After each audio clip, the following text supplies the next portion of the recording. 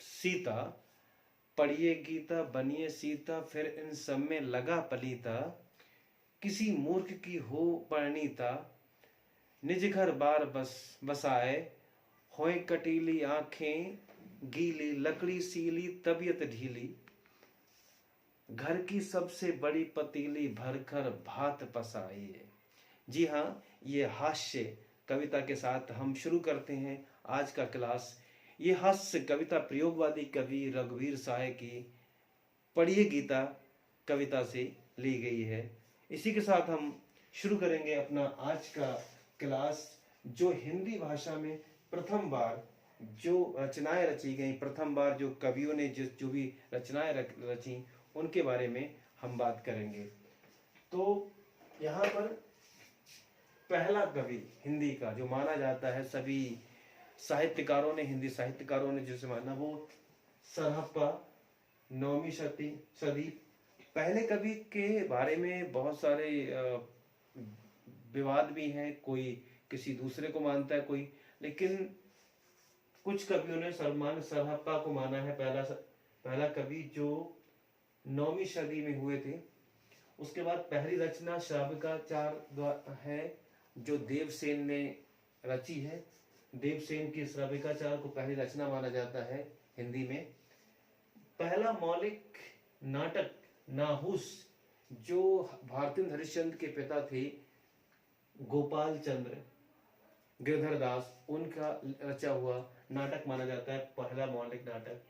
प्रथम उपन्यास परीक्षा गुरु श्रीनिवास दास जी का है, परीक्षा गुरु को माना जाता है। प्रथम आत्मकथा अर्धकथानक बनारसी दास की रचना को माना जाता है प्रथम आत्मकथा। प्रथम जीवनी भक्तमाल नाभा दास के द्वारा रचित है भक्तमाल। प्रथम रिपोर्टाज लक्ष्मीपुरा शिवदान सिंह चौहान जी का। प्रथम यात्रा संस्मरण, प्रथम रिपोर्टाज लक्ष्मीपुरा, और प्रथम यात्रा संस्मरण लंदन की यात्रा हरदेव सिंह जी की है, लंदन की यात्रा। प्रथम वैज्ञानिक, प्रथम मौलिक कहानी इंदुमती किशोरी दास वाजपेयी जी की है। इंदुमती गोस्वामी जी भी कहते हैं इनको। और प्रथम वैज्ञानिक कहानी चंद्रलोक की यात्रा, प्रथम वैज्ञानिक कहानी चंद्रलोक की यात्रा है। और इस चंद्रलोक की यात्रा केशव प्रसाद जी ने लिखा है। प्रथम गद्य काव्य साधना राय कृष्ण दास का है। राय कृष्ण दास ने साधना, ये प्रथम गद्य काव्य है। दरअसल गद्य में भी प्रकार का काव्य रचा जाता है। खड़ी बोली का प्रथम काव्य ग्रंथ एकांतवासी योगी श्रीधर पाठक का एक एकांतवासी योगी। प्रथम आतुकांत रचना प्रेम पथिक जयशंकर प्रसाद जी का, जयशंकर प्रसाद जी की प्रेम पथिक प्रथम आतुकांत रचना है जो छंदबद्ध नहीं है। प्रथम काव्य संग्रह झरना, ये भी जयशंकर प्रसाद जी का है। काव्य संग्रह आया, एक कलेक्शन आया कविताओं का झरना जयशंकर प्रसाद जी का। और प्रथम महाकाव्य पृथ्वीराज रासो चंद्रबरदाई का, प्रथम महाकाव्य जो हिंदी भाषा में प्रथम महाकाव्य रचा गया वो चंद्रबरदाई है, चंद्रबरदाई ने रचा है पृथ्वीराज रासो। खड़ी बोली का प्रथम महाकाव्य, जो खड़ी बोली में ये जो था उस समय भाषा जो थी वो शैली डिंगल पिंगल थी, अपभ्रंश भाषा में था ये रचा हुआ प्रथम महाकाव्य। लेकिन खड़ी बोली का प्रथम महाकाव्य जब रचा गया, खड़ी बोली जो हमारी मानक हिंदी है जिसको हम आजकल किताबों में अखबार में यूज करते हैं, उसमें लिखा गया खड़ी बोली का प्रथम महाकाव्य प्रिय प्रवास हरिऔध जी का है। उसके बाद में प्रयोगवाद का प्रथम प्रयोगकर्ता नंद दुलारे वाजपेयी, जिन्हें प्रयोगवाद शब्द का पहली बार प्रयोग किया, नंद दुलारे वाजपेयी। प्रथम आतुकांत नाटक जानकी मंगल है शीतला प्रसाद जी का, जानकी मंगल प्रथम आतुकांत। प्रथम एकांकी एक घूंट जयशंकर प्रसाद का प्रथम एकांकी। काव्य शास्त्र की प्रमुख पुस्तक साहित्य लहरी सूरदास जी की।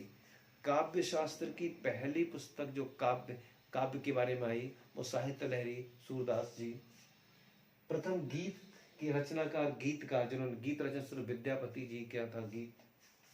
और प्रथम विश्व हिंदी सम्मेलन 10 जून 1975 को महाराष्ट्र के नागपुर में पहला हिंदी सम्मेलन हुआ था, विश्व हिंदी सम्मेलन। प्रथम दैनिक पत्र समाचार सुधा वर्षण, प्रथम पत्रिका संवाद कौमुदी राजा राम मोहन राय की ने कलकत्ता से प्रकाशित की थी 1821 में। ये साप्ताहिक पत्रिका थी। साहित्य अकादमी पुरस्कार हिमतरंगिणी को मिला, माखनलाल चतुर्वेदी की हिमतरंगिणी को पहला साहित्य अकादमी पुरस्कार मिला, हिमतरंगिणी माखनलाल चतुर्वेदी की।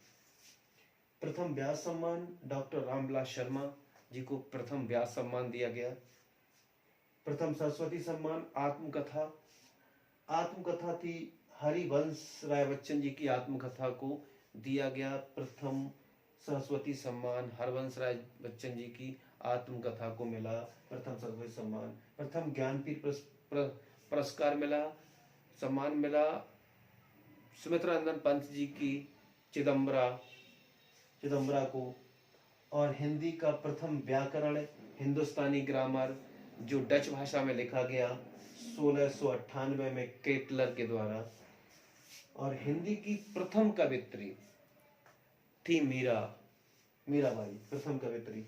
तो जो हिंदी में पहली बार ये रचनाएं प्रथम बार हुई हमने बताई। कुछ और हैं, हम अगली बार फिर उनके साथ होंगे।